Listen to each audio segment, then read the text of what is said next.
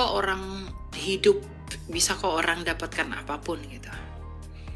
Tanpa agama, tanpa gereja, bisa kok kita mendapatkan apa yang mau kita penuhi di bumi ini gitu kira-kira. Lalu untuk apa lagi ke gereja? Ya betul, nggak ada salah. Mereka bisa penuhi apa yang mereka berikan yang mereka inginkan di bumi ini tanpa gereja. Tapi kan gereja, Kristus kan tidak tawarkan apa yang di bumi ini. Bahkan Kristus mengajarkan kita menderita di bumi ini. Karena bumi ini adalah milik kerajaan setan. Yohanes 8 ayat 32. Dan kamu akan mengetahui kebenaran, dan kebenaran itu akan memerdekakan kamu.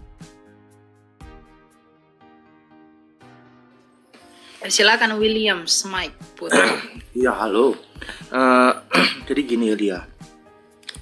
Di masa perkembangan zaman ini, contohnya di revolusi industri 5.1 ya, 5.0 sekarang ya. 5.0. 5.0. Nah, kalau berdasarkan penelusuran di Amerika banyak pemuda yang meninggalkan gereja. Nah, kalau saya lihat, saya baca, ini terjadi karena ternyata iman itu nggak bisa dibawakan di dalam perkembangan zaman. Jadi mereka pun nggak pala beriman dengan Tuhan. Mereka bisa memenuhi segala sesuatu yang ada di bumi ini. Nah, jadi yang mau saya tanyakan dengan Elia, bagaimanalah kita orang Kristen menanggapi hal demikian, terkhusus untuk supaya agama tidak hilang eksistensinya. Karena banyak sekarang anak muda yang mulai meninggalkan gereja karena mereka rasa gereja nggak gereja, beriman tidak beriman, sama aja tetap hidup, sama aja tetap bisa makan, sama aja tetap bisa beraktivitas seperti itu. Ya, kan tuh saya udah ditepus ya gitu ya Bang William ya. Diam dulu Abdullah ya. Nanti saya bahas apa imanmu. Jadi bagaimana dengan orang-orang di luar gereja yang mengatakan bahwa tanpa agama pun bisa kok orang survive gitu ya. Tanpa bisa kok orang hidup, bisa kok orang dapatkan apapun gitu. Tanpa agama, tanpa gereja, bisa kok kita mendapatkan apa yang mau kita penuhi di bumi ini gitu kira-kira. Lalu untuk apa lagi ke gereja? Ya betul, nggak ada salah. Mereka bisa penuhi apa yang mereka berikan yang mereka inginkan di bumi ini tanpa gereja. Tapi kan gereja, Kristus kan tidak tawarkan apa yang di bumi ini. Bahkan Kristus mengajarkan kita menderita di bumi ini. Karena bumi ini adalah milik kerajaan setan. Makanya ketika iblis itu mencoba Yesus, apa kata iblis? Kamu menyembahku, kuberikan seluruh dunia ini dan isinya kepadamu, kata iblis. Karena itu telah diserahkan kepadaku, kata iblis. Ya jadi dunia ini ya memang punya si jahat karena dosa. Tapi kan tujuan kita kan bukan di sini. Tujuan akhir endingnya kita, perjalanan roh kita kan bukan sampai di sini. Memang kita bisa memenuhi semuanya tanpa Tuhan di bumi ini ya bisa.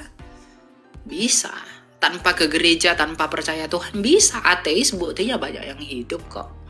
Ya, tapi apakah mereka punya kesadaran tentang bagaimana roh mereka? Kemana perjalanan roh mereka setelah kematian? Ilmu psikologi tertinggi sekalipun itu nggak bisa jawab kemana roh orang setelah meninggal. Dan yang memberikan kepastian mengenai kemana roh kamu setelah meninggal, itu hanya Yesus. Jadi dengan alasan apa saya tidak mau percaya Yesus? Orang-orang seperti itu terlalu itu terlalu menuhankan logikanya sendiri, menuhankan pikirannya sendiri. Ya, tanpa gereja saya bisa berjalan sendiri, tanpa Tuhan udahlah nggak penting bertuhan itu bla bla bla. Ya enggak apa-apa. Tapi coba lempar mereka ke tengah-tengah laut sendirian sana, di tengah samudra Atlantik sana. Kepada siapa dia berseru meminta ampun? Kepada siapa dia berseru minta tolong di dalam ketakutannya itu? Kalau bukan kepada Tuhan. Coba saja kalau memang tidak mau percaya Tuhan. Nah, kalau mau percaya Tuhan, Tuhan yang bagaimana? Ya Tuhan yang mengajarkan, mengasihi, bukan mengambil yang nggak benar. Ajarkan percabulan, ya, ajarkan yang lain-lain. Bukan Tuhan yang begitu. Bukan Tuhan yang mati, tetapi Tuhan yang hidup kembali. Memang di Amerika itu banyak anak muda meninggalkan gereja karena mereka sudah mulai terpengaruh dengan filsafat yang kosong. Filsafat kosong, filsafat itu kan mencari hikmat. Nah, hikmat yang kosong itu sudah mulai meresapi anak-anak muda di zaman sekarang. Jadi mereka berpikir bahwa kebutuhan all we need hanya apa yang kelihatan saja. Semua yang kita butuhkan ya hanya apa yang kita lihat saja. Mereka tidak tahu sebenarnya yang mereka lakukan, yang mereka sedang kerjakan itu adalah keinginan mereka, keinginan tuan mereka, yaitu dosa mereka. Mereka tidak sadar mereka sedang diperhamba oleh dosanya sendiri. Daging kita ini nggak pernah suka berzina. Daging kita ini nggak pernah suka berbuat cabul. Daging kita ini nggak pernah suka untuk tamak. Mata kita ini nggak pernah suka semula untuk melihat hal-hal yang berdosa. Mulut kita ini tidak pernah suka sejak semula untuk mencaci. Tapi dosalah yang membuat itu semua menjadi kenikmatan. Karena kita sejak semula itu diciptakan Tuhan untuk tidak seperti itu. Tapi kuasa dosa membuat semuanya menjadi rusak. Jadi ketika kita percaya Tuhan dan kita meninggalkan dosa-dosa kita, lalu kita berpikir, wah, kita tidak mengalami kenikmatan lagi, saya tidak kebebasan lagi. Justru Tuhan sedang membebaskan kita dari perbudakan dosa itu. Kuasa dosa sedang disingkirkan dari kita. Maka ketika ikut Tuhan, kita nggak lagi melakukan perbuatan-perbuatan yang berdosa itu. Ya, kita sedang dimerdekakan dari perbudakan dosa ketika ikut Tuhan. Jadi kalau ada orang bilang, kenapa ya ikut Tuhan, kenapa ya ikut Yesus itu nggak enak ya, malah nggak bisa lakuin ini, nggak bisa lakuin itu. Percayalah, kerinduan kamu untuk melakukan yang kamu katakan itu adalah keinginan dosamu, bukan keinginan kamu. Dan Tuhan sedang membebaskan kita dari perbudakan itu. Jadi kalau orang semakin dekat sama Tuhan semakin menderita, ya memang harus begitu. Kalau belum menderita, belum dekat kamu dengan Tuhan. Karena pemurnian itu ya dari penderitaan. Jangan ada ngaku dekat Tuhan tapi tidak ada penderitaan. Tidak pernah. Karena dunia ini akan berusaha narik kamu menjadi miliknya. Makanya orang-orang yang nggak dekat Tuhan itu ya di zona nyamannya aja, ya sejahtera-sejahtera aja. Bisa dapat duit kok dari nipu orang. Bisa dapat duit kok dari hasil ini, hasil itu. Karena nggak ada yang ngatur toh. Sejahtera, aman, sentosa. Tapi itu kan keinginan daging. Nah, orang ikut Tuhan nggak boleh begini ya, nggak boleh begitu. Makin susah. Tapi bukankah itu perlawanan kita? Jadi mengikuti Yesus adalah perjuangan keadaan yang nyata melawan perhambaan dosa. Makanya ke gereja-gereja setan itu tawarkan apa toh? Tawarkan kenikmatan. Sediakan ini, sediakan itu. Uang kasih, mobil mewah, rumah mewah. Semua ada. Tapi adakah ketenangan batin dan jiwamu? Tidak ada. Apa yang dikasih gereja setan? Ya, kamu cari kesaksian deh orang-orang yang pernah di gereja setan. Semua dikasih.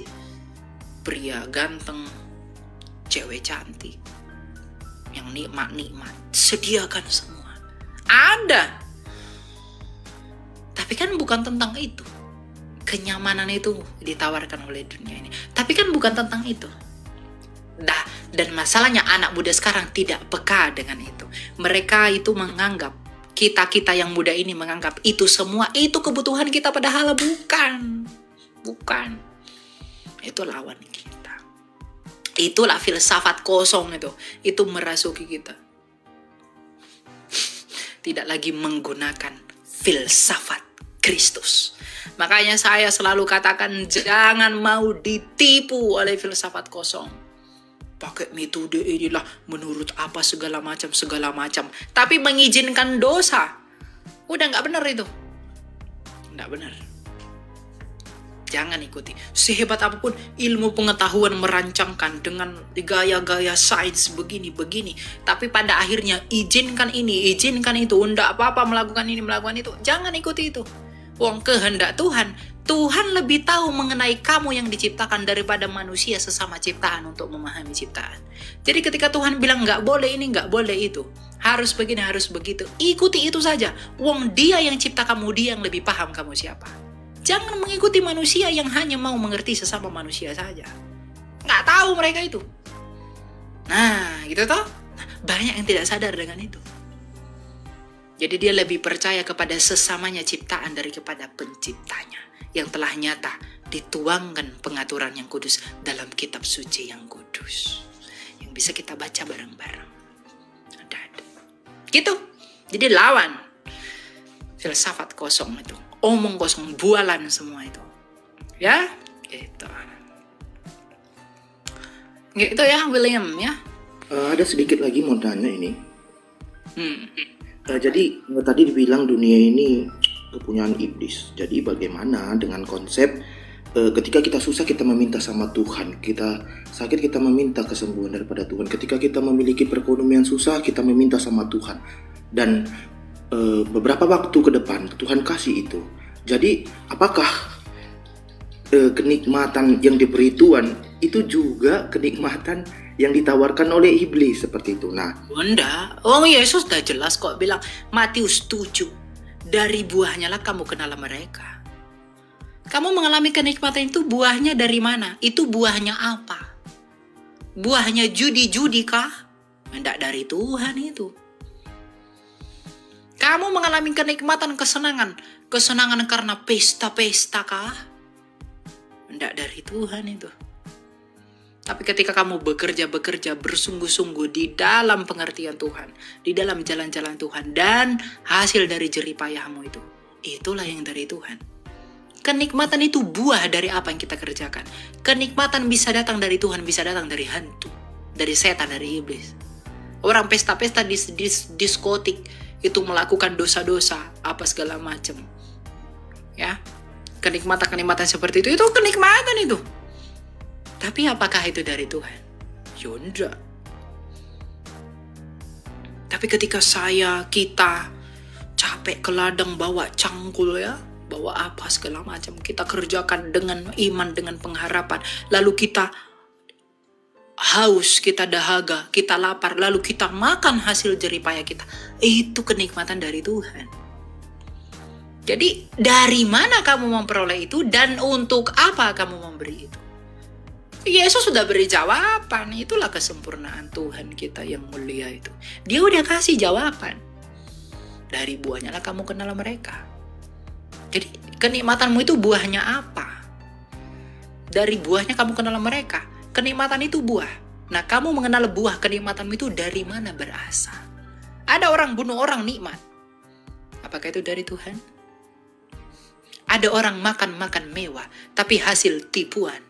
Apakah itu kenikmatan? Kenikmatan. Makan mewah ini segala macam. Tapi apakah itu berkenan? Tidak. Gitu. Ya.